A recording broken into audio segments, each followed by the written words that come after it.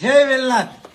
આ ભારતીય જનતા પાર્ટીની સરકાર અને ઓલો 8-5 ગૃહમંત્રી હર્ષ સંઘવી અને ભૂપેન્દ્ર પટેલ આ તમારા માટે જ ખાટલા મિટિંગો ચાલુ કરી, ખાટલા બેઠકો ચાલુ કરી। કારણ કે તમે સમસ્ત કોળી અને ઠાકોર સમાજના જે મૂળભૂત હક અધિકાર છે, જે કોળી ઠાકોર નિગમની અંદર જે ચોક્કસ જ્ઞાતિનો વિકાસ માટે જે 3500 કરોડ ફાળવી રહ્યા છો, એટલે ચોક્કસ જ્ઞાતિ, પરંતુ જેમ કોળી ઠાકોર સમાજ જેમ પાકિસ્તાનમાંથી આવ્યો હોય, જેમ દુબઈમાંથી આવ્યો હોય, એ રીતે તમે ભેદભાવ કરી રહ્યા છો। તો તમારી સરકારને પાડવા માટે જ આ ખાટલા બેઠકો અને ગામો ગામ યુવા કોળી એકતા સંગઠન દ્વારા જાગૃતિ કરવામાં આવી છે। જો 2027 સુધી સમસ્ત કોળી અને ઠાકોર સમાજના શિક્ષણ ફંડ બાબતે 3500 કરોડ રૂપિયા તથા સરકારની અંદર સમસ્ત કોળી તથા ઠાકોર સમાજને પોતાના મૂળભૂત અધિકાર રીતે ભાગીદારી નહીં મળે ને, તો 2027માં તૈયાર રહેજો। તમારી સરકાર તો પાડી જ દેવાની છે, એટલું યાદ રાખી લેજો તમે। અને ઓલા 8-5 ગૃહમંત્રીને તો ચોક્કસ કહીશ કે આણંદની અંદર જે કોળી સમાજની બેન દીકરી જે ધરતીબેનનું જે શંકાસ્પદ મૃત્યુ નીપજ્યું છે, ત્યાં ઓલી સુડેલ જેવી જે ગૃહમાતા છે, જે ધોણી લેવું કે છે કે હું દર વર્ષે એક દીકરીનું જીવ લઈશ, એટલે એ તો શું કઈ ભગવાન છે? એમ છતાં આ પોલીસ તંત્રએ એ ગૃહમાતાને ફરિયાદી બનાવી, તો એ છોકરી એ ગૃહમાતાની દીકરી નથી, પરંતુ ખરેખર એના માતા પિતા ફરિયાદી હોવો જોઈએ। તો આ 8-5 ગૃહમંત્રીને એટલું તો હું ચોક્કસથી કહીશ કે એને ખરેખર તટસ્થ તપાસ થવી જોઈએ અને યોગ્ય ન્યાય મળવો જોઈએ। જય માન દાતા, જય કોળી સમાજ।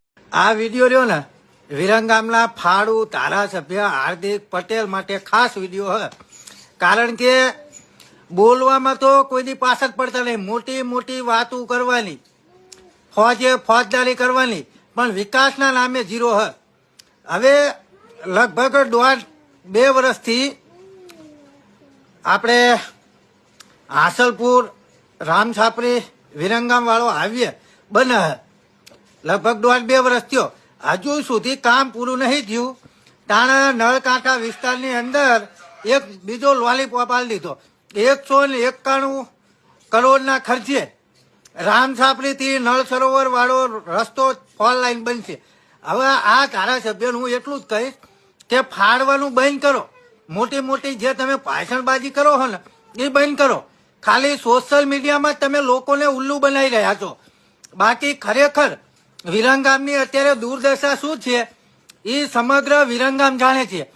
ઠેર ઠેર ગટર ઉભરાય, વિરંગામ તાલુકાની અંદર જવા માટે એક પણ રસ્તો સારો નથી, જ્યાં જોઈએ ત્યાં માટીના ઢગલા। અને બીજી તો વાત કરે એવી જ નહીં, વિરંગામની અંદર તો શું પરિસ્થિતિ છે એની કોઈ વાત જ નથી થાય એવી। ગટરું ઠેર ઠેર ઉભરાય, વિરંગામના લોકો એટલા બધા કંટાળ્યા છે આ ધારાસભ્યથી કે ના પૂછો વાત। અને આ ધારાસભ્યને માત્ર મોટી વાતો કરવી છે।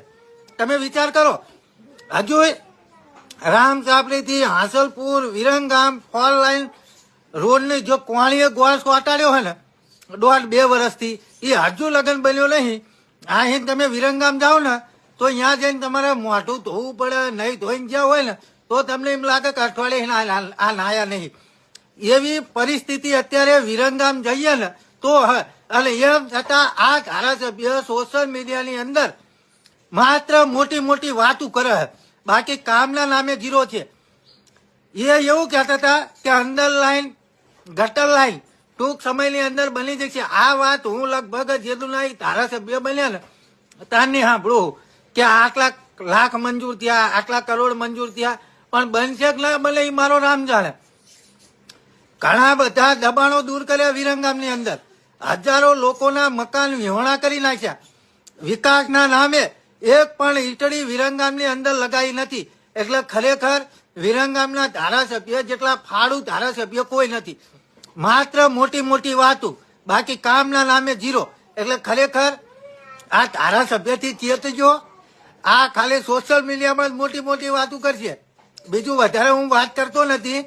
અને અમારા નળકાંઠા વિસ્તારના ખેડૂતોને એક કોણીએ ગોળ લગાડ્યો હતો કે 1200 કરોડના ખર્ચે નળકાંઠા વિસ્તારમાં પાણી આવશે માત્ર 15 મહિનામાં. 15 મહિનાના બદલે આજે 2.5 વર્ષ ઉપર સમય થયો, હજુ નળકાંઠામાં પાણી આવ્યું નથી. ખેડૂતોના ખેતર બંબા પડશે. આવો પ્રોજેક્ટ મંજૂર કર્યો હતો, પણ આ માત્ર ઓટ લેવા માટે, બાકી ખરેખર વિકાસના નામે જીરો છે. એટલે બને એટલો મિત્રો વિડીયો આગળ શેર કરો. જય હિન્દ, જય ભારત.